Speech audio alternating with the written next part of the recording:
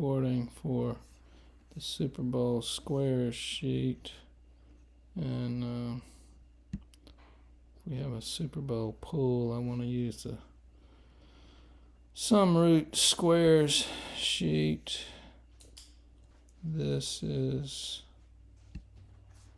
advisable because you'll have 81 squares, but you can pre-populate the squares and it'll be a more even distribution of chances to win, but you have to combine 0 and 9 together, and then it's a nice, pretty smooth line.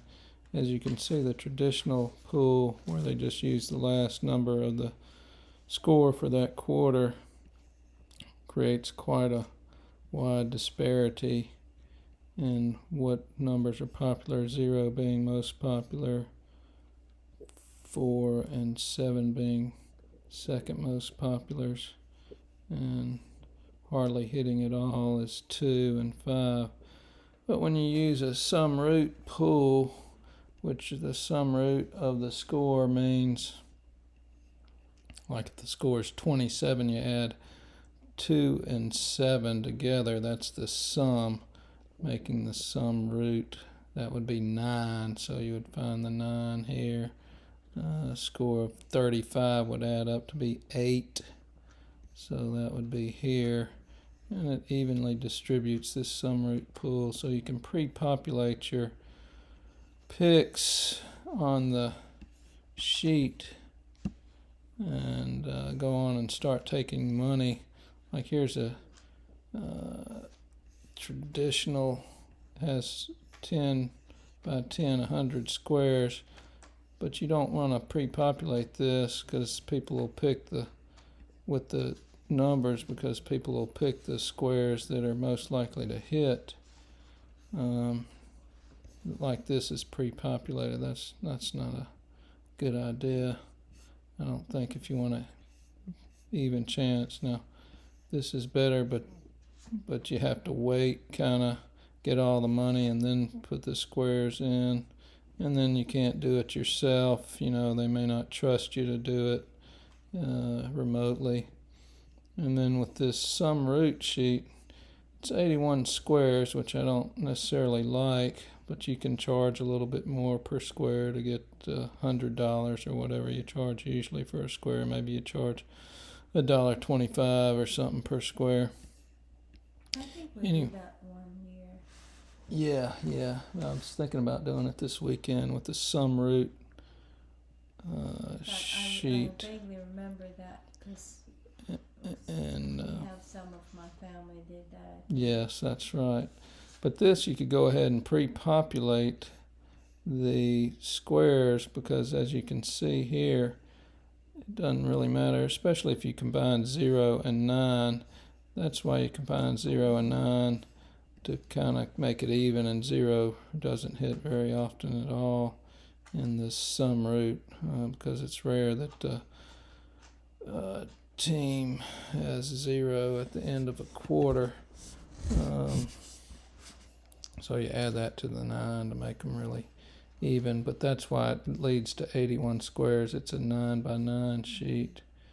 And so you could go on and just list 1, 2, 3, 4, 5, 6, 7, 8, 9, and 0 here. And so the only caveat too is that on a sum root, sometimes if like the score is 56 to 57, the sum root would be 11 of 56, so you would add that again to get a single digit sum root.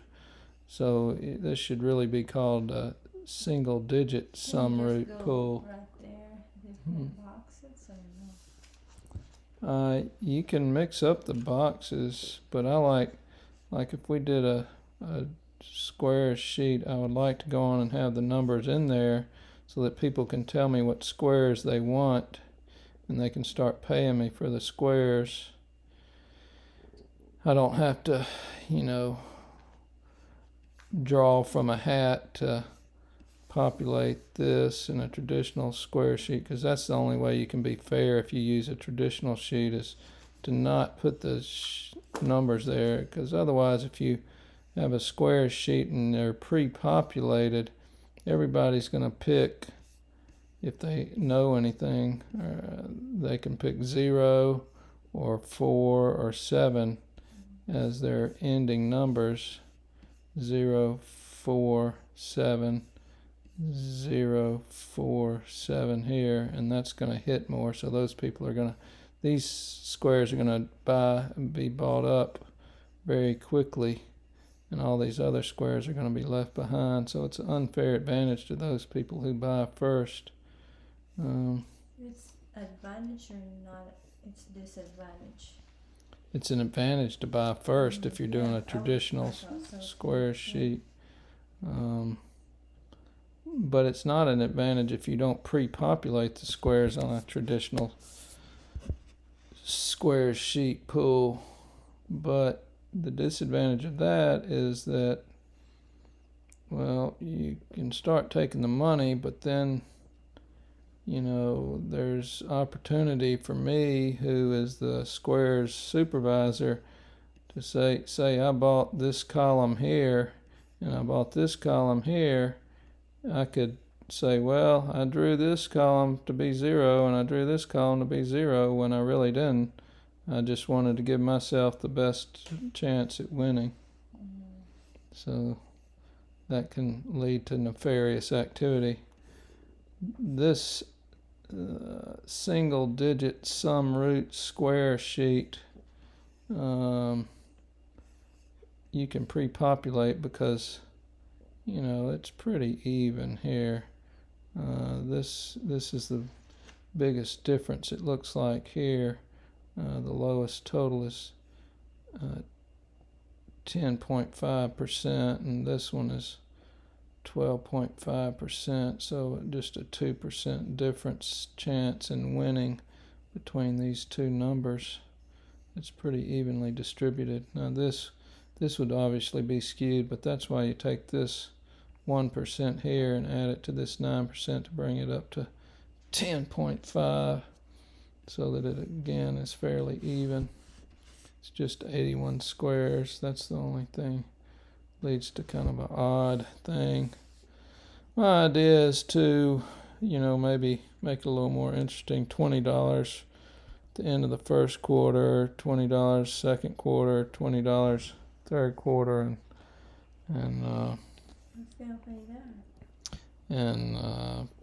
$40 for the fourth quarter winner. If you don't sell all the squares, I would just say that, okay, the first quarter, if nobody won, it goes to the second quarter winner. Third quarter goes to, if none wins in second quarter, then it goes to the third quarter winner.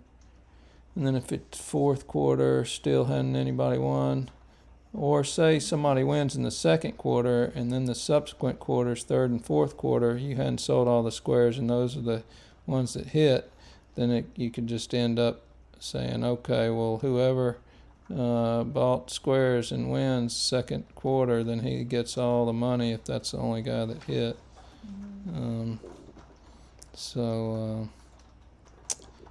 Let's see, 81. If you want $100 collection, you'd have to charge per square, 100 divided by 81, $1.23 per square, or $1. You could just say $1.25 per square. And if you're the supervisor, maybe you could keep the, let's see, how much money would that be, times 81. That would be, you could keep the 125 for your trouble as being supervisor. So if I'm the supervisor, I'd get $1.25, or you could pass that on to the fourth quarter winner. So that's my explanation for the single digit sum root pool versus the traditional 100 square pool. Maybe I'll send out a text tomorrow to see if I can start selling some squares for a Super Bowl square sheet. Okay, thank you for listening.